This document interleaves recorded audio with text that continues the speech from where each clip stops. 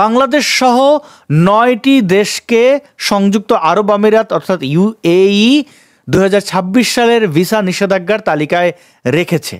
এবং এই নিউজের পর আমাদের পাঁচাটা ফ্যাক্ট চেকাররা তাড়াতাড়ি করে একটা টুকরো তেনা নিয়ে এসে ন্যাংটা রাজার পশ্চাৎ দেশে ঢাকার চেষ্টায় নেমে পড়লো। তারা অনেক ফ্যাক্ট চেক করে বললো যে এই নিউজটি মিথ্যা। ফ্যাক্ট চেকারদের কথা কিন্তু সত্য, এই নিউজটি সম্পূর্ণ মিথ্যা। কিন্তু ইউনুসের বাচ্চারা জাতিকে সত্যটা বলল না।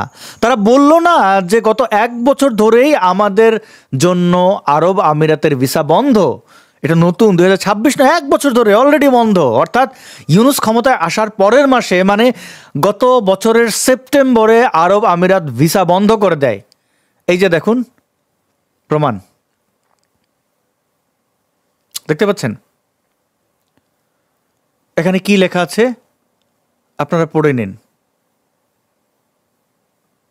একের পর এক আপনারা পড়ে নিতে পারেন। 1 বছর আগে থেকেই বন্ধ আমিরাতের ভিজিট ও কর্মী ভিসা।